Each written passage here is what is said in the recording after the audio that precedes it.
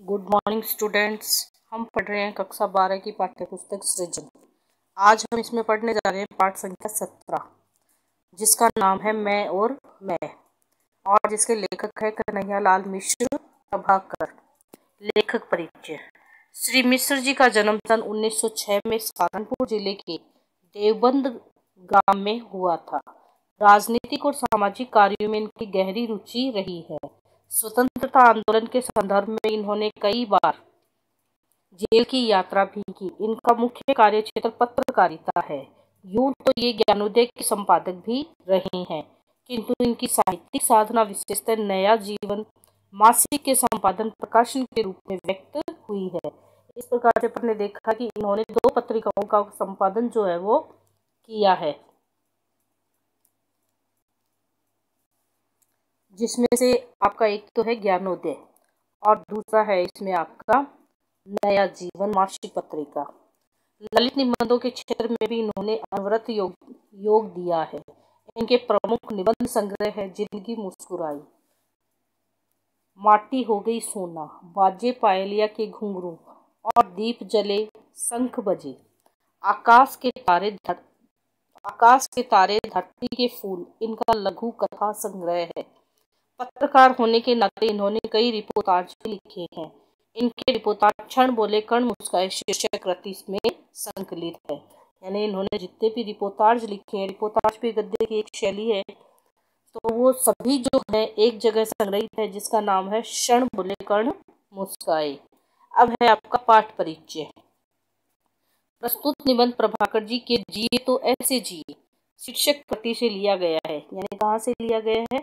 जिए तो ऐसे जिए। इसमें लेखक ने यह प्रतिपादित किया है कि प्राय मनुष्य दूसरों के विषय में सोच समझकर दुखी सुखी होता रहता है। उसका प्राथमिक कर्तव्य यह है कि वह अपने विषय में सोचे, अपने कर्तव्य का पालन करे और निरंतर कर्मरत बना रहे। यानी इसमें आपके जो लेखक है उन्होंने कहा है कि व्यक्ति अपने कर्तव्य को प्राथमिकता दे, स्वयं के विषय में सोचे और अपने कर्तव्य का पालन करे और निरंतर कर्मरत बना रहे। कर्तव्य करने के साथ साथ उसे अहंकार का बोझ नहीं लादना चाहिए। यानी व्यक्ति में क्या नहीं आना चाहिए? अहंकार नहीं होना चाहिए, बल्कि उसको छोड़कर ही अपना कार्य करना चाहिए।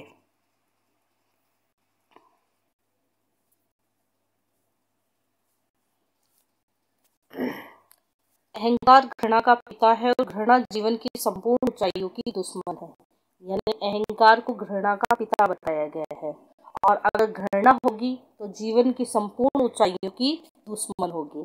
अतः घृणा से बचना चाहिए, यानी हमें किसी से भी घृणा नहीं करनी चाहिए। लेखक ने जो दूसरा संदेश दिया है वह यह है कि मनुष्य को जीवन के प्रति निष्ठा रखते हुए संघर्षों से घबराना नहीं चाहिए। यानी मनुष्य को जीवन के प्रति निष्ठा रखनी चाहिए और संघर्षों से, यानी जीवन में आने वाली जो कठिनाइयां हैं उनसे घबराना नहीं चाहिए और निराश नहीं होना चाहिए, क्योंकि निराशा कर्म की गति रोक देती है। यानी अगर व्यक्ति में निराशा आ जाएगी तो उसके जो कर्म की गति है वो रुक जाती है तथा नया और ताजा अनुभव नहीं करने देती है।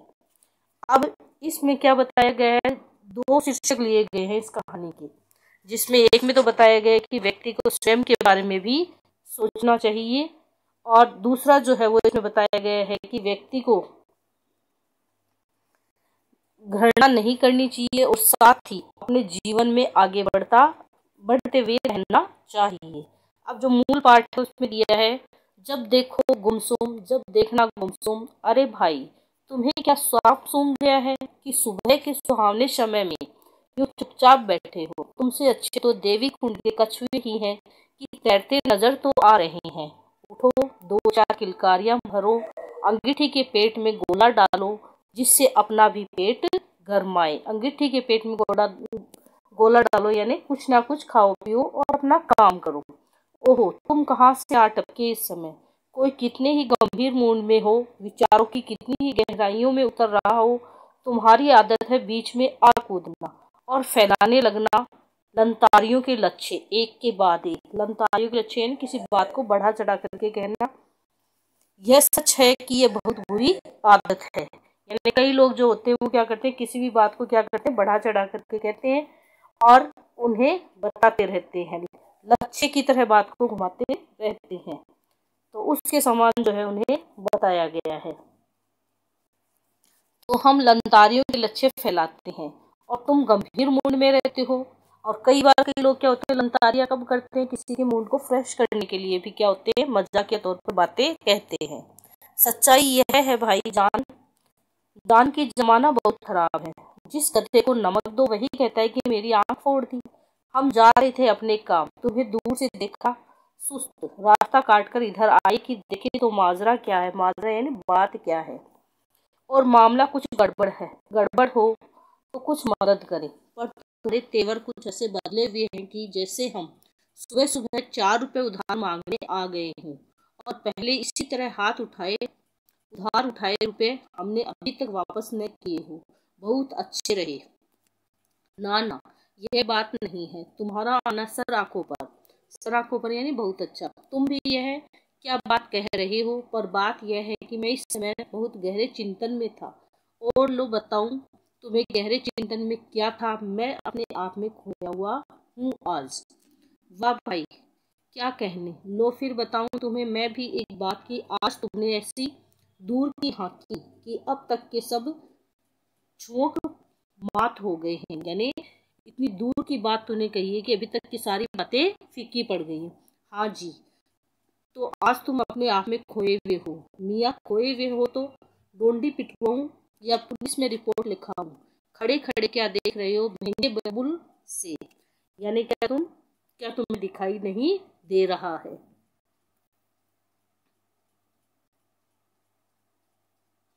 तुम तो अजीब आदमी हो कि मैं कह रहा हूँ संत स्वभाव एक गहरी बात, और तुम उड़ा रहे हो गुटप्पे। गुटप्पे यानी मजाक उड़ाना। पर बात यह है कि पढ़ाई के लिए एक पैसा कभी किसी मास्टर को तुमने दिया नहीं। अकल आए तो भी कहाँ से। लो फिर मैं आज तुम्हें तुम्हारे ही जैसों की एक कहानी सुनाता हूँ। उससे सुनकर तुम समझोगे कि कैसे आदमी अपने आप में खोया जाता है। 5 आदमी आपस में गहरे दोस्त थे। करने धरने को कुछ नहीं, खाने को दोनों समय रोटी और पीने को भंग चाहिए। भंग यानी जो भांग होती है, एक नशीला पदार्थ। पांचों पक्के भंगेड़े यानी भांग का नशा करने वाले। पिए और धुत पड़े रहे। एक दिन कहीं मंदिर में बैठे घोट रहे थे कि उन पांचों की स्त्रियां इकट्ठी होकर आप जा पहुंची और लगी दिल के गुबार निकाले। दिल के गुबार निकालना यानी अपने मन की बात कहना, गुस्सा निकालना। जो 10-5 आदमी वहां और थे उन्होंने भी इन स्त्रियों की बात का समर्थन किया। बड़ी बेइज्जती हुई और पांचों ने कहीं प्रदेश में जाकर रोजगार करने का फैसला लिया। पांचों चल पड़े। चलते चलते आपस में सलाह की कि भाई होशियारी से चलियो, कहीं रास्ते में ऐसा न हो कि सांझ हो जाए। सांझ यानी शाम, और जरा गहरी और कोई खोया जाए। लौटकर उसकी घरवाली को क्या जवाब देंगे। फिर कुछ दूर गए, रात हुई, एक मंदिर में पड़कर सो गए। सुबह उठते ही जब पाया कि भाई पहले गिन लो सब चौकस भी है ना, चौकस भी है ना, सब ठीक है ना। तो वो क्या कर, उनमें से एक ने सबको गिना, 1 2 3 4। फिर गिना 1 2 3 4। जोर से चिल्लाकर कहा, अरे हम तो घर से 5 चले थे, ये तो रात भर में ही 4 रह गए। दूसरे ने दोबारा सबको गिना, पर वे ही 4। तीसरे ने गिना, तब भी 4 ही रहे। मामला संगीन हो गया और तब पाया कि लौटकर घर चले। शायद पांचवा आदमी रात को घर लौट गया हो। रास्ते में सब के सब रोते पीटते लौट रहे थे कि एक समझदार आदमी मिला। उसने इन्हें रोककर पूछा कि वे किस मुसीबत में हैं। इन्होंने बताया कि हम घर से 5 चले थे, पर रात भर में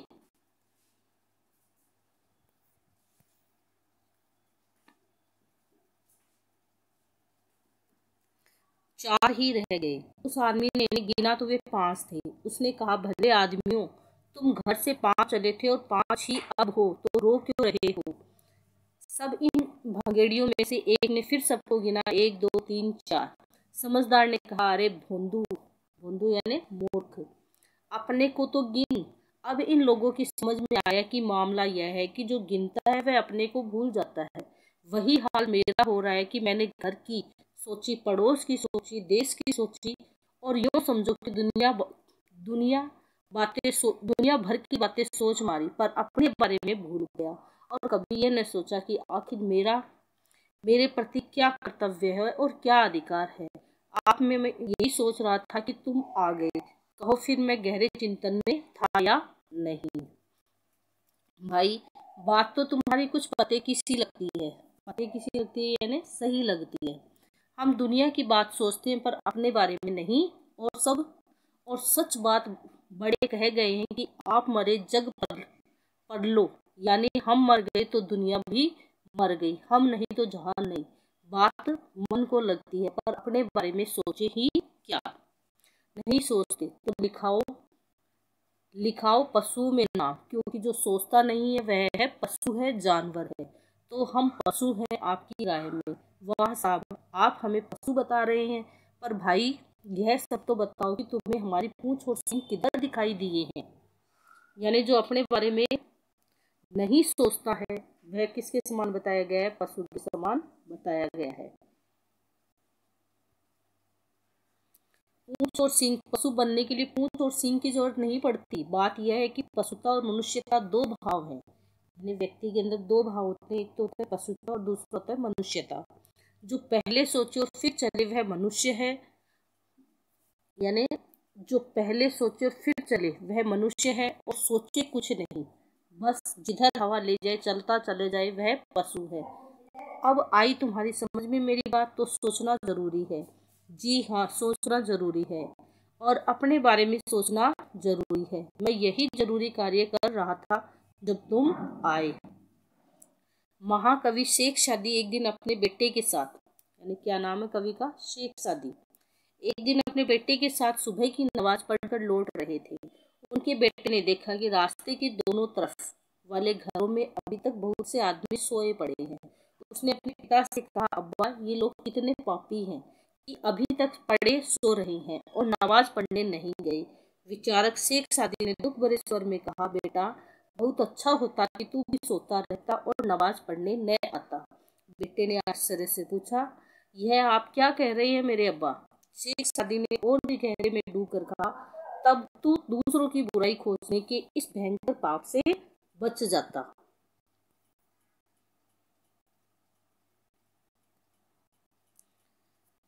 शेख सादी ने और भी गहरे में डूब कर कहा कि अगर तब तू दूसरों की बुराई खोजने के इस भयंकर पाप से तो बचा रहता मेरे बेटे।